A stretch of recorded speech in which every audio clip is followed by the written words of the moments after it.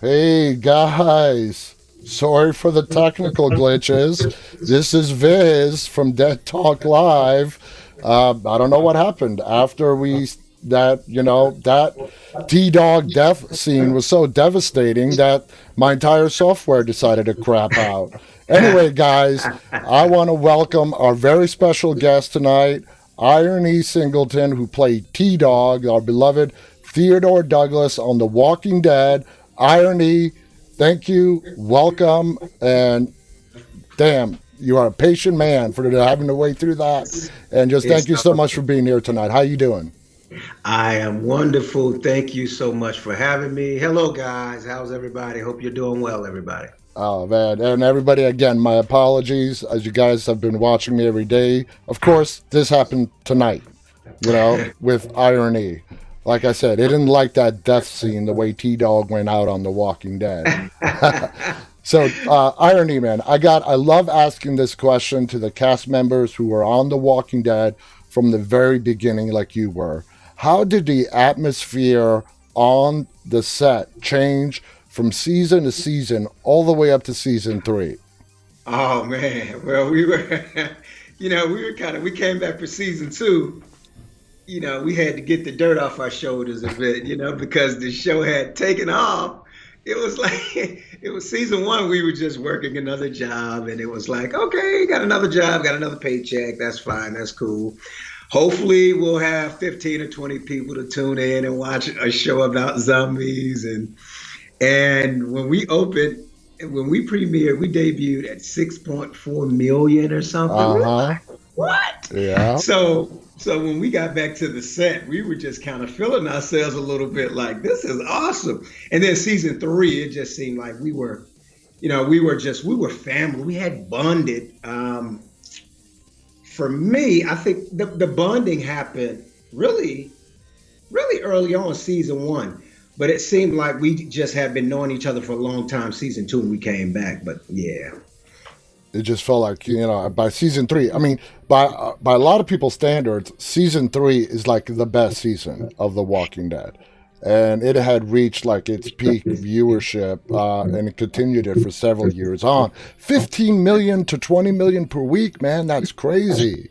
and that happened during season three.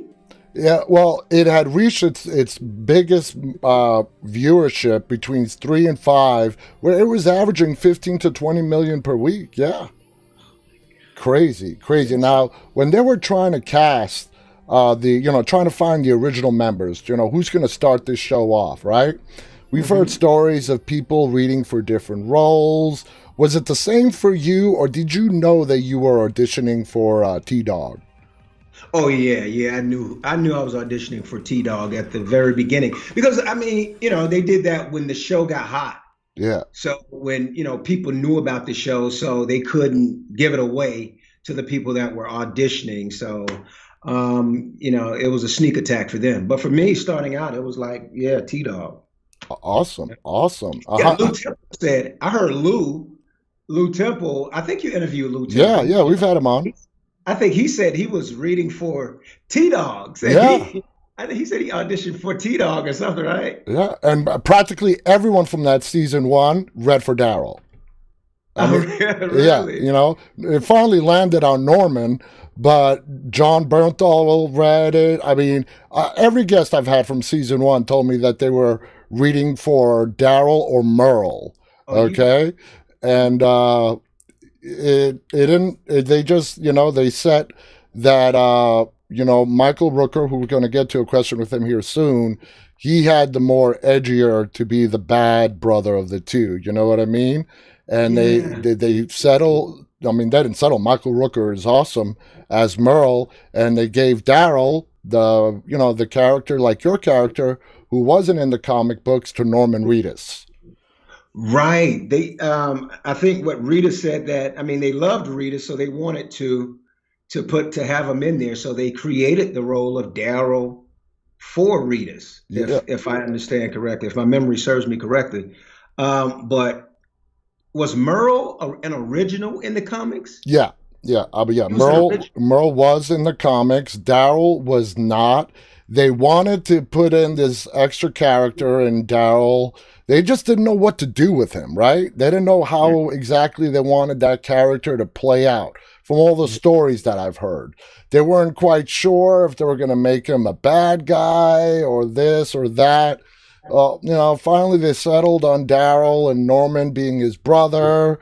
Hmm. And well, 10 years later, man, the dude's still going strong on the show. So, Yes, he is. Thank God for Daryl. He is. Um, yeah, man. They did a little bit of everything with Daryl, right? Because he's bad, he's good, he's awesome. He's just all of that, all into one. exactly. He's Roll been up call. and down that character roller coaster ride. Now, let's move Yeah. on. In season one, episode two, Guts, this is the time where you and Merle share that famous rooftop scene, okay?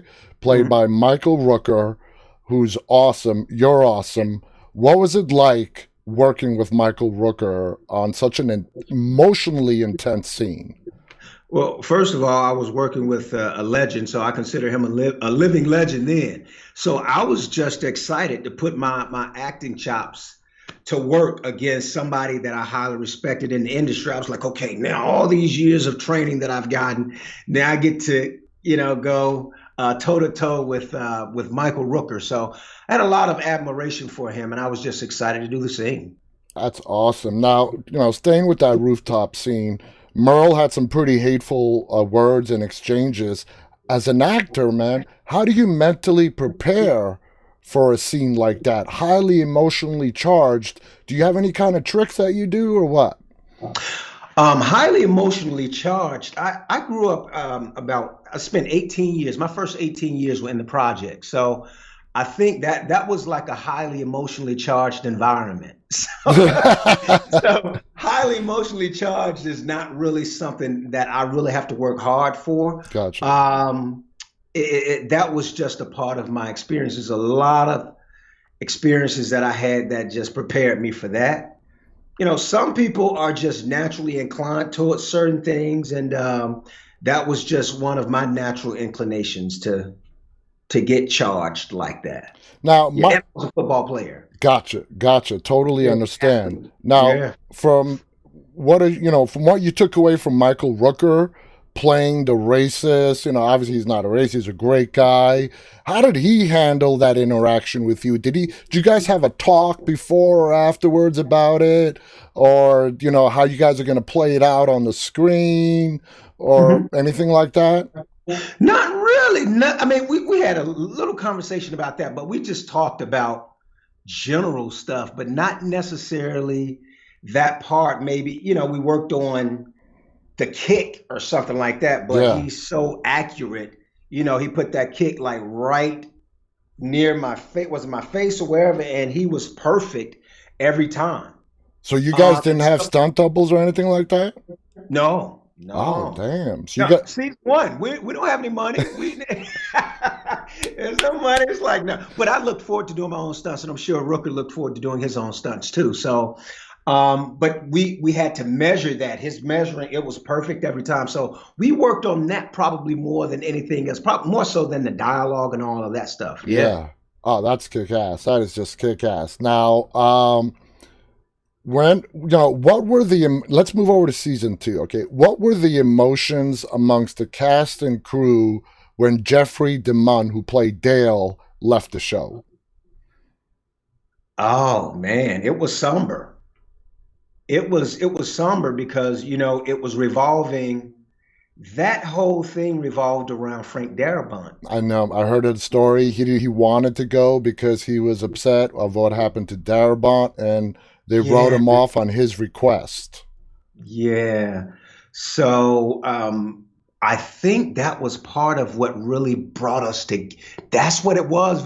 Now you're taking me down memory lane, but that's what it was. We had a meeting before we started shooting, and we talked about that whole thing. We had a cast meeting, and we talked about what was going on with Darabont and AMC and all of that stuff. And so it just brought us closer together. And then there was other stuff going on behind the scenes, and I think it was Sarah Wayne just coined the phrase "We are the Walking Dead." Like basically us against the world. We're gonna do this thing, and we're gonna make it happen. And yeah, we bonded. We So bonded on. so Sarah stepped up and became like, the rah rah cheerleader and getting the group pumped up and stuff that the show still has to go on. She went beyond the rah rah cheerleader. She's like the surrogate mom. Wow. She's nurturing. She's the mother on the set, so Hmm. she was very nurturing and caring. And Sarah's just she's a special person. And yeah, she carried the torch. Awesome. Awesome. Now, staying on season two, okay, at the end, the finale, when Rick is giving his big speech in the finale, how he killed Shane, he's had enough. It's either my way or the highway. This ain't a democracy. How much intensity did Andrew Lincoln bring to that set on that particular scene? I'm looking at your sound meter or something like that on screen. I don't know if Yeah. the people watching the audience can see it, but it was off the meter. Like, you see, there are three lines there on the meter. Yeah. All three of them were at the max and beyond. So that's the intensity that Lincoln brought every episode. He'd pump himself up too. Lincoln has this thing that he does. He spazzes out. Every actor has a thing that they do to take it to that next level, and that was Lincoln's thing. He just spaz out. He just go crazy. We're like, okay, he's getting ready. He's getting there. It's Oh, great to watch in action. that's awesome. So you enjoyed watching him do his craft as Oh, well.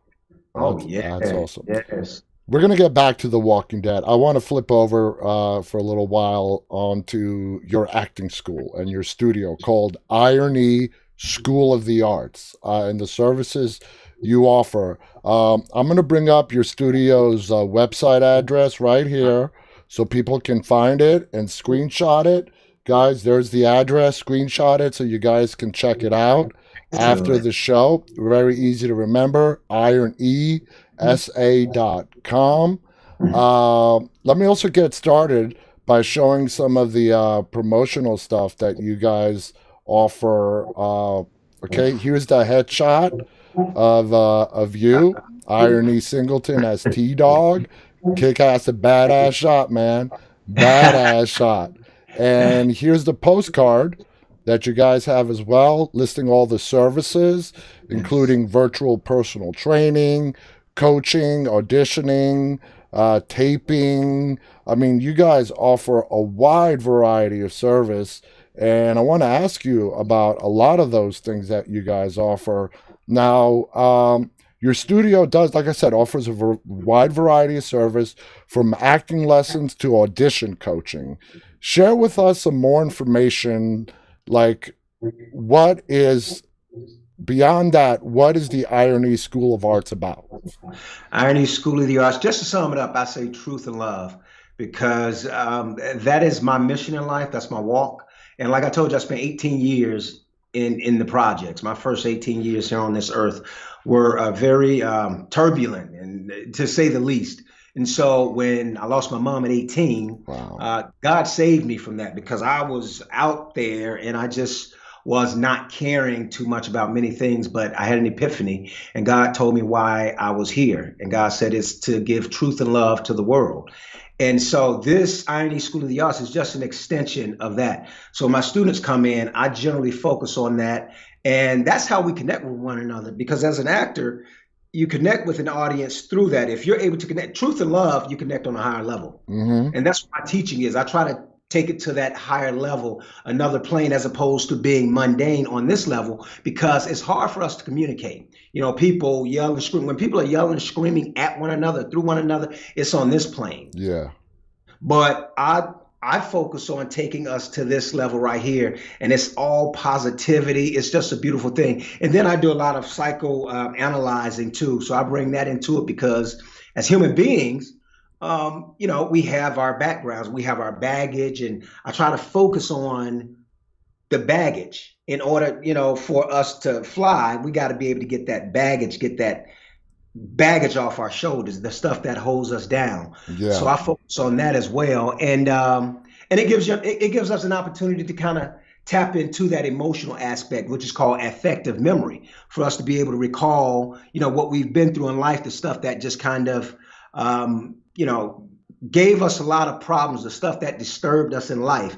And if we're able to embrace that and deal with it and we're able to handle it as opposed to letting it handle us, then we'll be more effective actors too. So I kind of focus on that. That's beautiful, man. That's absolutely beautiful. The thing that really caught my eye when going through your website is the virtual sessions.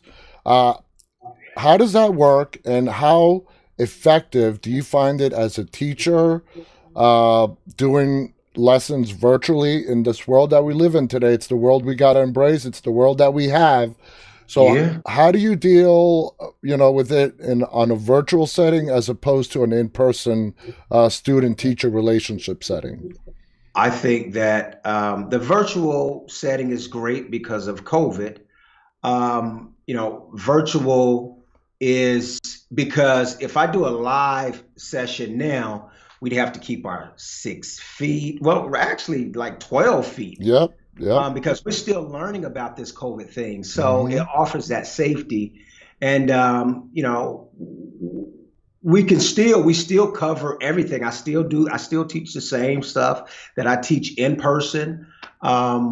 So there's nothing really different about the virtual. It's just great to be able to have this.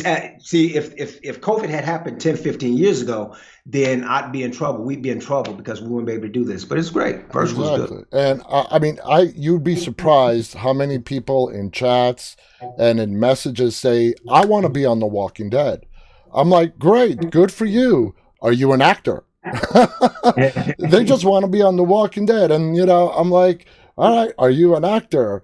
I mean, if you get somebody who says, hey, and they're serious, they're not just, playing around, what is the first thing before they even consider moving forward with this that they need to know about being an actor before even going forward? Well, you have to know that it's not a get-rich-quick scheme. It's not. You have to want to really. My purpose for getting into acting is I wanted to make the world a better place. When I was 17, I wrote an essay for the I Have a Dream essay contest. It was in commemoration of Dr. King's birthday. And in my essay, I wrote that I wanted to be an acclaimed actor on the big screen so that I could save, so that I could serve as a role model for millions of people. Gotcha. So my thing was getting into it to be an artist and not to just make money. So I asked them, why do you want to act? And if they say, well, I want to get rich, I want to get paid. And I'm like, well, it may not be for you, but that's fine. It's hard for me to kind of respect that. It's like to do something for money. Yeah. I do it because I love it. It's a hobby. And the money is cool, but I want to be happy in life first. I think that's the first thing. If you do what you love to do, then you'll be happy, because I know many people that make a lot of money, but they're not happy because they're not doing what they want to do in life. I hear you, man. I hear you. So I asked them that, and they're like, well, I want to serve as an inspiration for people, or, I like to make people feel something, to do something positive in the world. And I think acting is a great platform for that. Yeah, and I'm going to share with you guys, before we went live tonight, I told IronE that I've been doing this show for 161 days straight. And the look on his face was like, he's like, you take weekends off, right? I'm like, no. This is my 161 straight episode. Right. And because I love it. Because I love doing it. That's why I do it. I love it. And it's no get rich quick scheme. Let me tell you that, I don't care. I love doing what I do. And that's why I totally connect with what you're saying right there. Okay. If people want fame, fortune, and they think they're going to be like the next Brad Pitt, Tom Cruise, Angelina Jolie, whatever, it ain't going to happen like that. No, it doesn't happen like that. A lot of people saw me in The Blind Side and they were like, "Oh, wow, he came out of nowhere," and not understanding that I have been doing it for 15 years Yeah. prior to that. Like they're thinking, okay, overnight success or whatever. I started acting in 1993, 94. Mm-hmm. 95 was the first thing that first project I did was Fled with Lawrence Fishburne Oh, and Stephen Baldwin. damn, Lawrence Fishburne, man. How did it Yeah, feel being up against that legend? yeah, it was beautiful. I was a featured extra though, but that was back in 95, I think. Oh, it doesn't matter. To be in the same room as Lawrence Fishburne is an Yeah, honor. legend. Legend. Yes, sir. Oh. So now I'm fascinated by acting, not in the way that I want to be one myself. I just don't have that talent. But the complexities that are around acting, you have probably seen a lot of students come and go through your studio. Is there something in particular that you see in a student every once in a while that makes you say, you know what? There's something special in this kid, woman, man, whatever, that you Hmm. see something like you see the potential, the raw potential that's there. Well, first of all, composure. I think that I generally see that they are well composed and they don't let you see them sweat, basically. And I tell my students, I say, never let them see you sweat or whatever. But they just have the right composure and the right temperament. Also, I think that is huge. We have the right temperament, the right attitude. Attitude determines altitude. And so when they're respectful, sometimes I meet people and they want to act, but they don't have the right attitude. They're like, the approach is wrong. Yeah. Let me put it like that. Just that's a kind way to put it. And but when you have the right attitude, then I think that I was like, "Yeah, okay, you can do it. Just like with you, Viz. Like I could teach you how to act. You got a great attitude. I'd love to work with you. That's the thing. But people have the wrong attitude. It's like they probably won't get far in this business because they'll turn a lot of people away. God, I totally get that. I totally get that. Now, acting is a profession where you got to deal with a lot of rejection. Okay, a lot of rejection. How do you teach your students to take that rejection and turn it into something positive? Well, I think I spend the bulk of the time talking about that because if we embrace truth and love, I don't think that bothers us. I think that if you're doing what you love to do, it doesn't matter anyways. Like with me, when I first started acting, I was like, even if I act 70 years and never get a big break, I'll be fine. So as long as you know why you're doing it, I think you'll be fine. The rejection means nothing. So it's like I'm in it for the long haul. And so I think that that's the approach. Now, if it's about money, that's a tough one. I can't teach them how Yeah, to deal with rejection because you're in it to get rich quick. You want to get rich in not even a year. yeah. You think you're going to start acting and be rich within the year or rich within 5 years or 10 years. It just doesn't happen that way. So as long as you have the right mindset, and that's what I focus on at IronE School of the Arts. I focus on the mindset. It's the truth and love aspect. You embrace truth and love. That rejection stuff means nothing. What's your stance on persistence? As far as uh, actors, actresses that get knocked down or they say no, but they're like, you know what? I'm not giving up. I'm going to keep going for my dream. This is what I want to do out of pure love. From what you're telling me, that's the exact kind of attitude that you want to spread and have everybody to have. I think that is the attitude. Not I think I know that is the attitude you must have. And it's interesting you mentioned persistence. I was watching a video with David Goggins. They said that this guy did like 4,000 pull-ups. He did like 4,000 plus pull-ups in 17 hours. Say he may be the world's strongest man or something like that. But his favorite movie, I would assume, is Rocky because he talked about it Yeah, in the video. My favorite movie is Rocky. Rocky. And one of my favorite lines in the movie is that I just want to show the neighborhood that I'm not just another bum. I just want to prove to the world that I'm not just another bum from the neighborhood, Gotcha. right? Yep. And everything that I went through in life prepared me to be an actor. I graduated from college when I graduated, I went 10 years without having an agent. 10 years. I couldn't get an agent, Viz. Wow. I couldn't get an agent, but I was doing what I love to do. I was still doing, low budget projects and movies. I was doing theater. I was doing stage work, but I wasn't getting the big auditions because I didn't have an agent. Did it matter to me? No, I got a little discouraged here and there, but I knew I was in it for the long haul. I was like, I'm going to do this until I die. And then what happened was when I wrote my one-man show, which was called IronE the Resurrected, but then it later on became Blindsided by The Walking Dead. Yeah. When I performed my show, Viz, I got a call from an agent, and they said that they were interested in representing me. That's Chase Paris, who's won 2 Emmys, by the way. He's doing the doggone thing. Yeah. Congrats to him on his 2nd Emmy. And over at Howden Talent, he was at Howden Talent at the time, Misty and everybody over there, and they started representing me. Few weeks, maybe a month or 2 later, I guess, I got an audition for The Blind Side, and the rest is history. Awesome. Now, since you brought up the one-man show that you did, you performed like 18 distinct different characters, didn't you? You know something? I was reminded that I performed over 20 characters. What was that like? What was that like? I mean, on a stage, right? This was live. How do you do that? No do-overs. There are no cuts and no, let's do it again like film and television. But that's why I grew up. I grew up on the stage.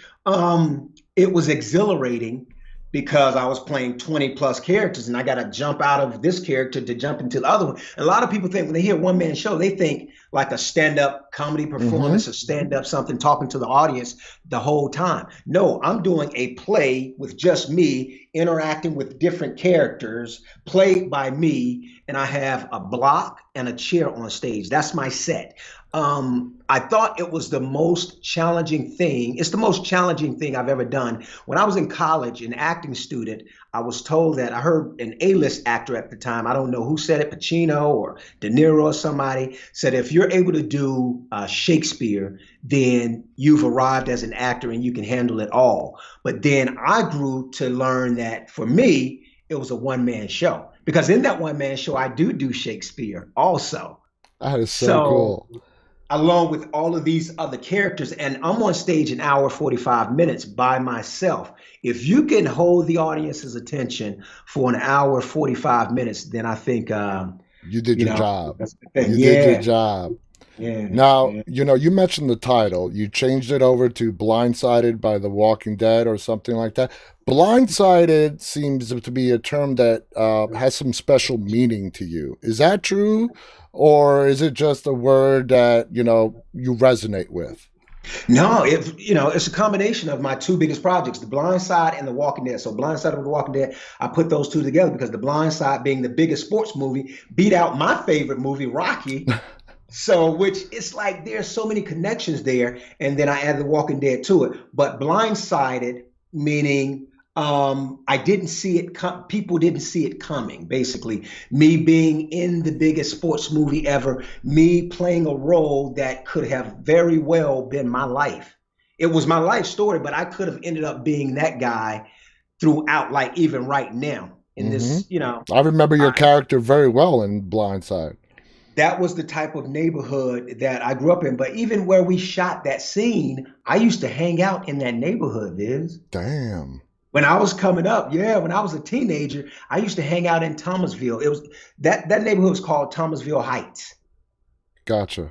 So so that's where I grew up. And so I was blindsided, and the world was blindsided because the pundit said that given my upbringing and what I went through and not having a father and growing up in the projects and mother being an alcoholic and being on, addicted to crack, that I would end up in a similar position or end up in prison or dead. So that's why Blindsided, it's a pun basically. Oh, I get it. And that's a great story. Now, all right, let's go back to The Walking Dead. There was a great scene where your character, T-Dog, wanted to give Axel and Oscar an olive branch and trust them again in season 3. But you were blocked by Rick and the group. Break that season down for us. You were like on the first 4 episodes of season 3. before T-Dog unfortunately passed. All right. Hmm. Explain your interaction with Lou Temple, who, like you said, was a guest on our show. T-Dog was the one that wanted to kind of let the prisoners in, give them kind of a second chance. Break down what was going on in your mind in those scenes that you were shooting. Yeah, Lou and Vincent, I Ah, love. Vincent Ward, yeah. Those are my brothers. Those are my brothers. But I was looking at it from a realistic perspective because, like, we as human beings, we need each other to survive. And if we can't rely on each other, then we're doomed anyways.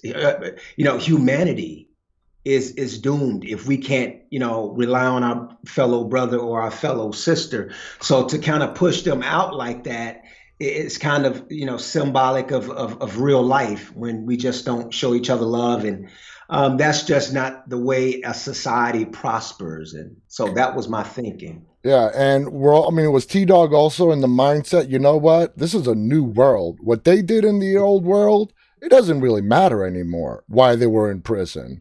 Drugs, whatever. This is a brand new world, and, the old rules don't New. apply anymore. Yeah, I mean, but even in the old world, my thinking would have been the same because, um, you know, I, God, that's God saved me when I was on my knees crying after I lost my mom. I had an epiphany, Viz. Like, God is this all powerful being. Some people say, well, they may not believe in God or whatever, but I believe in something much greater than we are. Oh, yeah. So do I. And so, yeah, and so when I was on my knees praying and crying and saying, I'm tired of this life. I've been through too much, end it all. I was angry and I was just dealing with so much stuff. And God gave me an epiphany. And so, God just gave me the message and told me that, we're all in this thing together and we all deserve forgiveness. I was coming up in that environment. I grew up in a household with pimps, hustlers, gangsters, the whole nine vid. I was the youngest one, so I kind of emulated what I saw. I became a product of my environment. I was a cheater, so all that stuff I did. Even my girlfriend and now my wife, she displayed who is the greatest human being that I've ever known. She displayed a level of forgiveness that could inspire Satan himself. That's awesome. you Yeah, know yeah. and so just by being around her and watching the example that she set for me for the last 30 years. We met in the ninth grade. Wow. So I've learned a lot from her. She's really inspired me a lot. But everybody deserves forgiveness, whether they've been in prison, whether not. But then also, even people that are in prison, some people are wrongfully convicted. Some people are in there for 10, 15 years just for, for two rocks, Yeah. crack or Yep. whatever. So I try my best to take all of that stuff into account.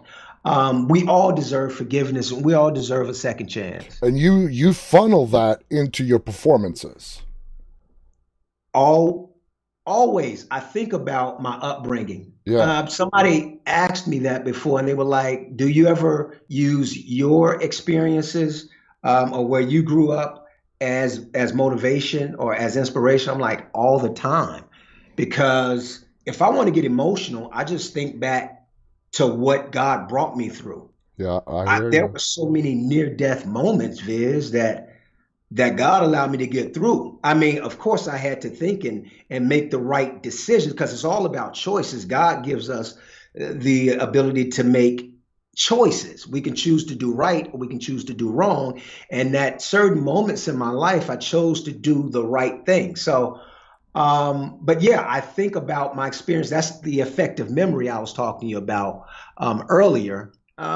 There is like a treasure trove of emotions that I get from my past. Awesome. And Like that's I, awesome.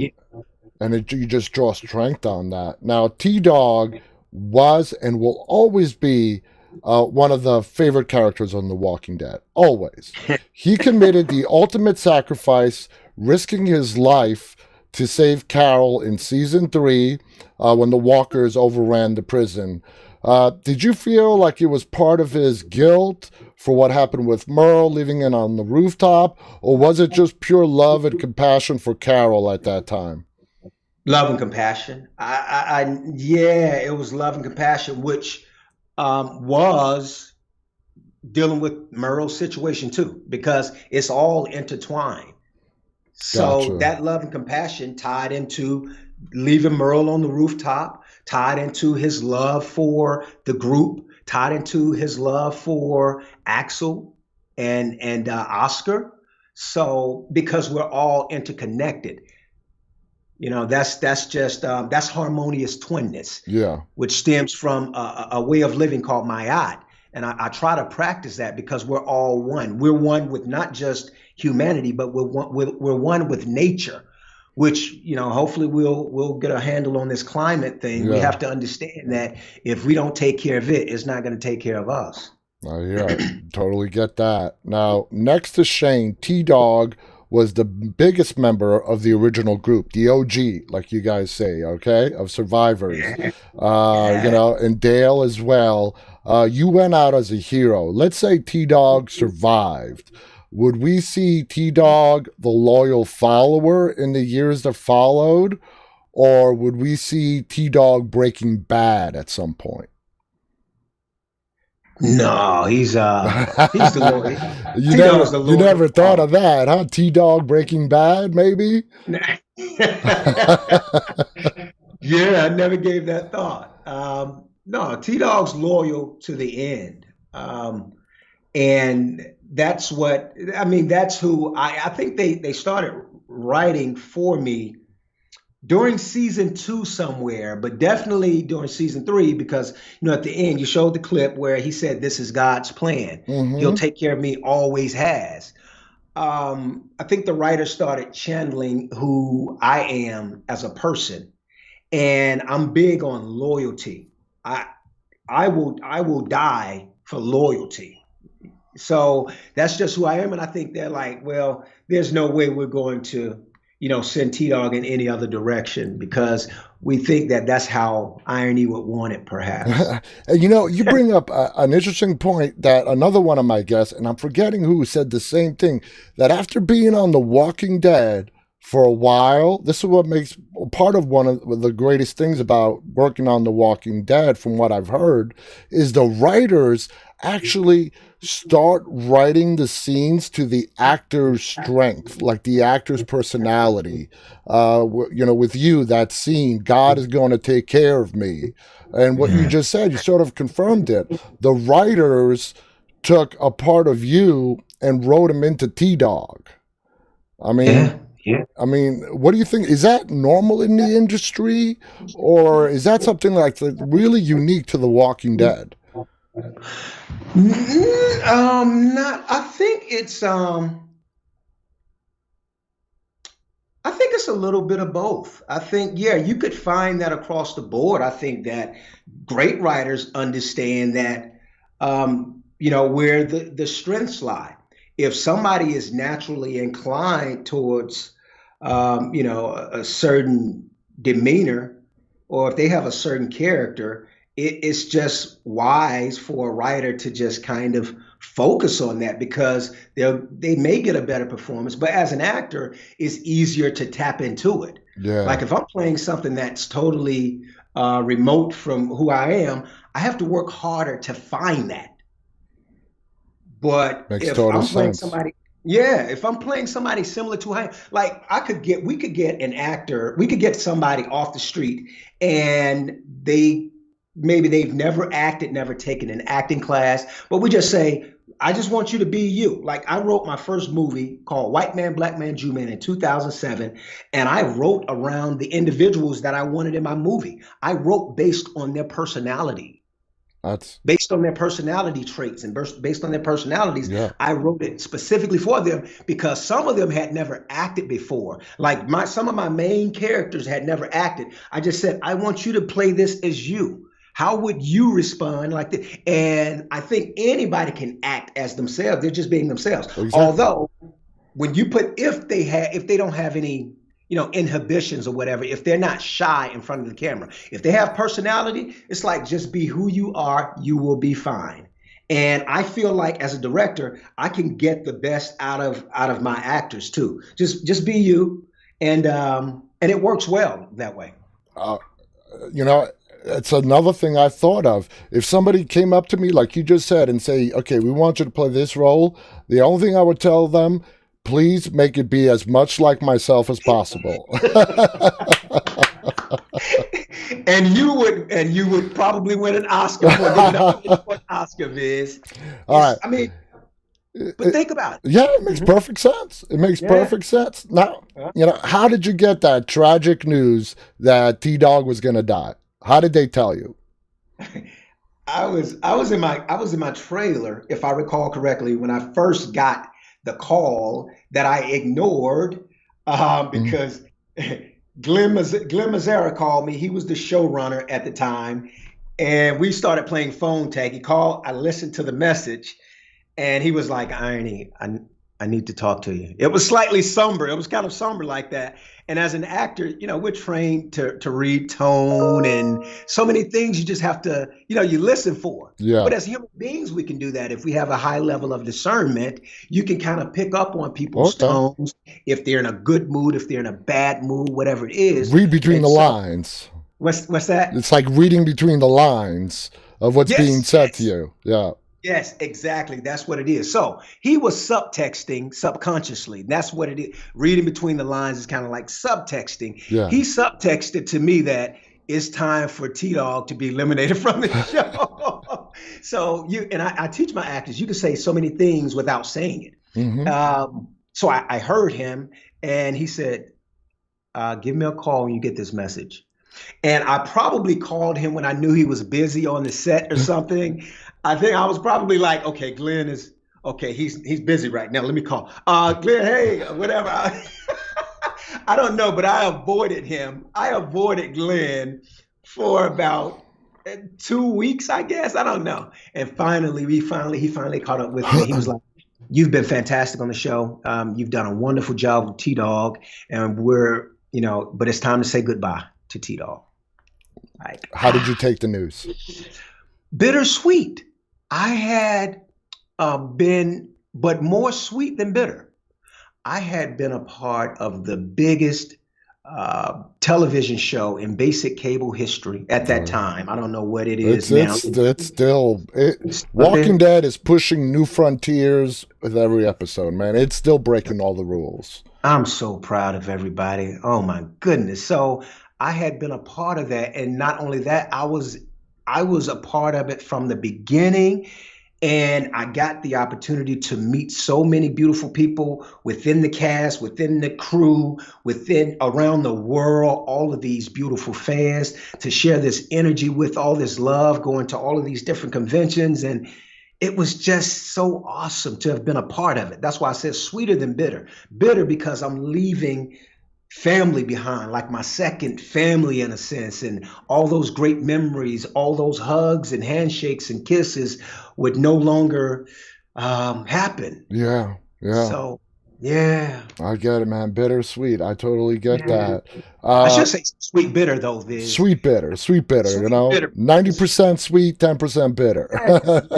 Yes, yes. Now, are you satisfied with the character arc the writers gave T Dog, or do you think they could have gone a level up, a level higher? I think that with any character, I think you just like an actor when you audition or you play a character on TV, you feel like, oh, I could have done more. Or even watching myself, some actors don't watch themselves like, oh, I should have done this, I could have done that to make it better. So you always think that there's more to do, there's always more to add. But I'm not disappointed at all because, like I said, I had the time of my life. That was the best project that I've ever been a part of. Do you credit Blindside to leading you to The Walking Dead? Yes. So you would say Yes. Blindside was your big break. I mean, that was great. I mean, I love that scene with Sandra Bullock, just comes up to you and just puts you in your place. Yes, How was it working yes. with Sandra Bullock on that scene? Oh, Sandy is beautiful. She's a beautiful soul. She's a beautiful human being. Yeah, I love Sandra Bullock. She just radiates positivity. She radiates goodness. What I, I would, it would be great if all actors, if everybody in the industry were like Sandy, then yeah, the industry would be just even better, Uh, top notch. she sounds amazing. Now, since T Dog was not in the comics, did you have any kind of input? Because it does sort of match your backstory of his backstory of living in the projects, and Hmm. T Dog got like an academic scholarship, majoring in speech communications. Did they ask you for your backstory in real life? Did they kind of play that in? How did that work out? Yeah, that's my story. So I Yeah, just kind of created, I just created that for my character. What I teach, what I teach in my acting class, I say, use whatever you can in your real life, if it's possible, if it makes sense, if it's realistic enough. Use what you can and just kind of plaster that onto the characters that you play, because again it goes back to the writing. Like if you can have a character that's close to who you are, then you can give your best performance. yeah, yeah. You give your best performance like that. So my story, I generally, if I'm able to, I that's my story. It's like he grew up in this environment. He has this background as a football player. He was, and so I take a lot of that stuff with every kid. And then you don't have to do too much homework either, Viz. So Yeah. I've learned to cheat. I cheat because you have to create a story, a life for your character. And if I start from scratch every single time, that's too much homework and I'm too busy playing other roles and things for me to do that. Yeah. But you have to create a whole life all the way down to what type of toothpaste does your character use? And people, it's that intricate. When you're creating a character, you have to, what kind of, is he vegan or Wow. is he a carnivore? I mean, it is that, like, you guys really just roll that deep into it to make it real and authentic. That is what adds complexity. That is what adds layers to your character. That is what makes your character more human like. The Yeah. more human like, the more realistic it is. And coming from a viewer standpoint, I'm not an actor, the viewer, the fan, we take that for granted because the characters, as us viewers, that touch us the most, well, they're like, well, why do you like this character so much? And 9 out of 10 times, we can't find a word for it. It's an emotion. It's an emotion that struck right here that resonates with us, and we can't put that into words. Well, damn, why did you like T Dog so much? Because, man, T Dog it just made me feel something. You know what I'm saying? I can't answer it. I can't put it into words, but he Yeah. just made me feel something like, Wow. I feel him. Wow. Wow. I appreciate that, brother. Thank you. Oh, you did Now, brilliant. you know, I think it's a matter of doing the homework. And that's the thing. It's like if you do your homework, then everything else will work itself out. And that's what I teach my actors, my students.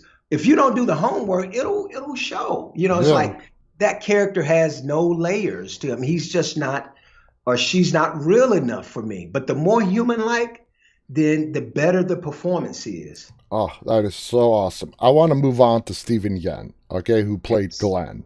Okay. You guys really played well when you had scenes off each other. How was your relationship with Stephen off the camera? Oh, I love Steve. Oh, I before we shot, every time I'd say um, game time, and that's how I would get pumped up because, like I said, I'm a former athlete. I was a football player, and that would just crack Steven up. Like he'd be like, "All right, IronE, what time is it? Game Game time. time. What time is it? Game time." And then we go ahead and shoot our scene. So we got a lot of laughs from that. But then I got tighter with Steven, just learning about his family, coming up in Detroit, and his humble beginnings. His humble, very humble beginnings in the inner city of Detroit brought me closer to Steven. But then I have, a story with everybody, every adult, not the kids, because they were too young to Yeah. really able to tap into that type stuff. But again, like I said, with me, Viz, I try to connect on this level. And when we connect on that level, that's when the bonds happen.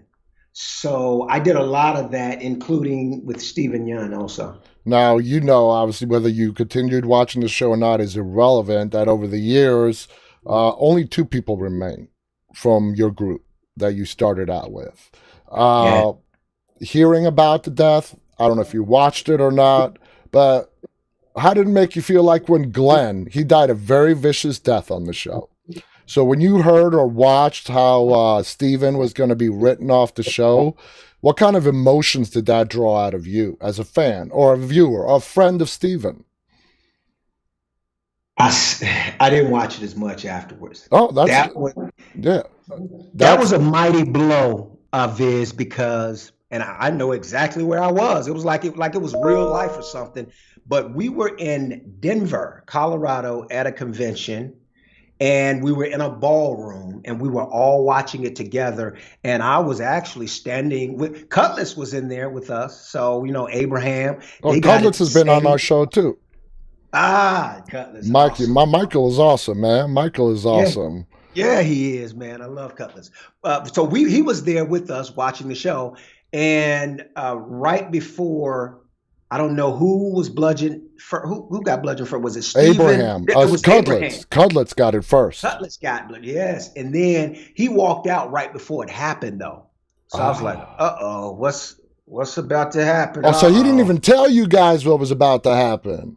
Yeah, we knew. Yeah, we knew something was about to go down, but we thought that was it, Viz. We thought it was it with Everybody did. Abraham. Everybody did. Right, we're like, okay, all right, We're man, like, we lost Steven made it Abraham. through. Glenn is going to survive. Because it was You would Glenn that died in the comics. you would think that he would survive, right? No, they hadn't done two. I don't think they had done two deaths by main characters. I guess since Laura and T Dog, like the two deaths Yeah. in that episode, Yeah. right? Yeah. Yeah. So they hadn't done two since that. I don't think. No, I don't think At so. that, I mean, Abraham and Glenn were huge. right. And I mean, huge. Yeah. And it was like I don't know, I didn't have any energy. It's like it sucked some life out of me. I watched I'm that with like, my son. Okay, you were watching it in bar. Well, I didn't watch it live with my son. My son, who is now 16, started binge watching The Walking Dead when he was around 14. I said, listen to him. When you get to this episode, I want to watch it with you. Not because I want to rewatch the episode, because I think you need your dad around when you're going to watch this episode. I approve. I approve of you watching it at 15. Okay, it's harsh, but I want to be there as your dad. that's Okay, good. and when Abraham died, he took it hard. But when Glenn got the bat to the head, he just buried his head into his hand and could not stop saying no, no, no, no, no, no, no, no. That's Yeah. how deep of an emotional level that scene affected everyone on The Yeah. Walking Dead in the fan universe. So I mean, just like you were in a bar watching it, I mean, it's Ball. We were at the ballroom. hotel No, okay. ballroom. It was like a conference room. Okay, gotcha. It's like Yeah. everybody can remember where they were when they watched that scene, and it was gut wrenching. Oh my God. But it was like, okay, 5 or 6 thuds. That's fine. But like 50,000, You kept going. he wouldn't stop. And you're like, are you kidding me? Yeah, it was brutal, man. It was brutal. It was brutal. No other way to say it. Uh, what was the most exciting scene for you to shoot on The Walking Dead? It's exciting. Wow. You know something, Viz? Season 1, it would be tough for me to call it because we shot every episode near where I grew up. Uh-huh. So while we're shooting, I'm telling Lori Holden, who played Andrea Yeah, just yeah. brilliantly, I'm like, Holden, I grew up like right there. Like I could point to where I grew up. I grew up right there, like a mile from here. So, and I'm downtown Atlanta where I spent a lot of my days and I was just in my city. So I'm shooting this show and I even see people walking by that I knew. So it was so exciting. It was so cool. And I was like, man, just a few years ago, I was ducking and dodging bullets trying to stay alive in the hood, Uh-huh. like real life. Now, here I am in this show, trying to stay alive, running from zombies or what have you. But it was so surreal to me because I was like, I saw so much bloodshed on this land right here. I lost a lot of friends and family members and everything like that. And it's like now I'm in a position to where, I'll be able to make a difference so that, we won't have all of that bloodshed. I'll have a platform that God will have given me, the platform that I desired in high school when I said I want to be an actor on the big screen, Uh-huh. so that I want to be an acclaimed actor so that I can affect lives positively. That is what I was talking about. So now I can go back, I can serve as that role model and speak truth and love into everybody I see and speak and just inspire and encourage because now they're more willing to hear me as an actor, as a celebrity. So it was surreal to me. Any episode during season one for sure. It, It's hard. It's hard to pick a yeah, favorite. I yeah, could totally yeah. get. I totally get it. And now, we're running almost out of time. But can you tell us the backstory behind your professional name of IronE? IronE, meaning that which is not expected, because IronE with a Y, IRONY, is that which is not expected. And again, it goes back to what I was telling you about. The pundit said that, statistically speaking, he won't make it. Yeah. There's no chance of him surviving this. Like, look at what he's dealing with right now. He definitely won't end up as an actor because my teacher told me, she said, when I wrote the paper, I didn't mention this part. She read the paper. She was like, okay, you want to be an acclaimed actor on the big screen? She said, you should choose something more practical. And she was looking out for me. She called herself looking out for me because she had never seen anybody come through that environment to become, an Yeah. actor. So she was trying to save me, I think. So I don't hold that against her. I said, okay. I'd met my father 2 times in my life. And one thing that he instilled in me was to always brush your teeth. He was like, so no matter what you do, son, he came and got me. It was like he had just gotten out of prison. And he took me to his side of the family. I went to a family reunion and he had just stopped. We stopped at a grocery store, convenience store. And he got me some junk food, but he also got me a toothbrush. He said, so always brush your teeth or whatever. And that stuck with me. So that was Yeah. powerful in my life, even though I had only seen him twice in my life, but that speaks to how powerful a father is in a child's life. That told me that a child really needs a father, and that which made me more determined to serve as that father figure for my kids and give them everything that I did not get. Got you. Got Um, you. but yeah, so the teacher I was talking about 11th grade, and so she wasn't trying to really hurt my feelings or anything like that, but that stuck with me. I was like, I will be an actor. That never left my mindset. And so I graduated from high school, went to college, studied theater or whatever, and I said I need something to serve as an icebreaker. And IronE was the name that I came up with. I went to LA, right before I went to LA.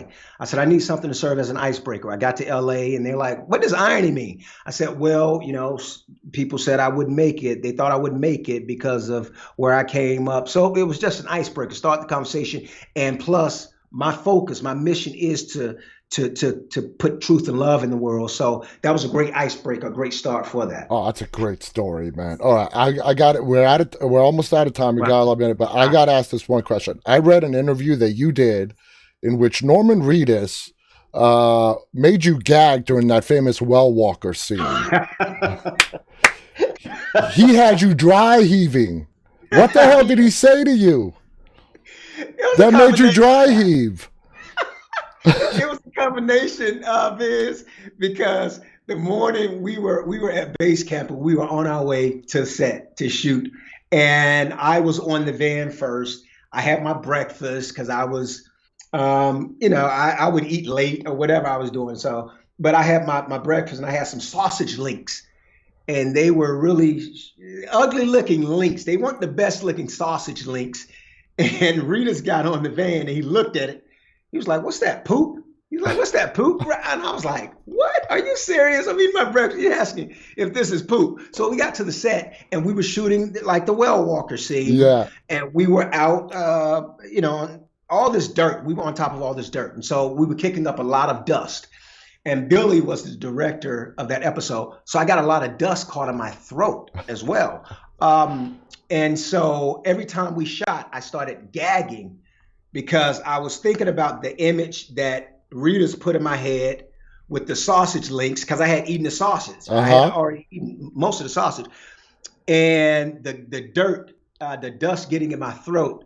So we started shooting and I was gagging like that. And Billy came over to me and he was like, "IronE, I love your choice with the gag." He said, "But could you do it without the gag this time?" And I was like, "No, Billy, I can't even help that. That's Rita said this dust." That's awesome, man. Anyway, we're out of time. IronE, you're a beautiful person, man. I feel privileged being able to talk to you. And guys, IronE on his website does also offer meet and greets. Okay, you want to 30 seconds, a minute, talk about that? About the meet and greets? Oh, yeah. The meet and greets. No, we could do 5. And I love you, brother. Appreciate it. Thank you so much, brother Viz. Thank you for having me on. Thank you for the shout outs and everything like that. But yeah, these are 5-minute meet and greets. If you want to talk to me about anything across the board, whatever you want to talk about, you want to talk about the industry, ask me questions about it, about my life, personal.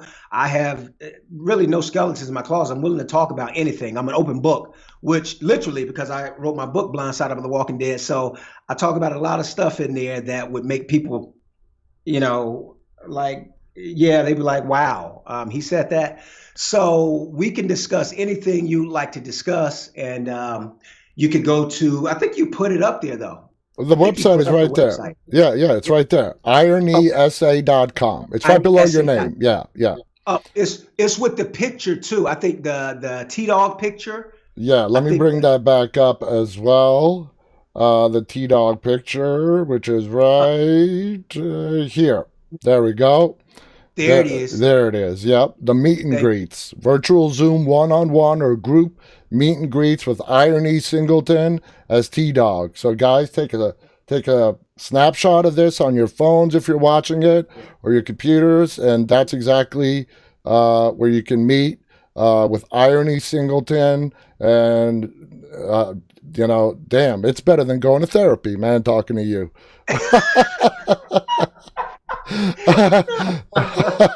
I swear, it is. Anyway, we are out of time. IronE, thank you so much for doing this, man. It's been awesome. Thank you to all our viewers for watching tonight.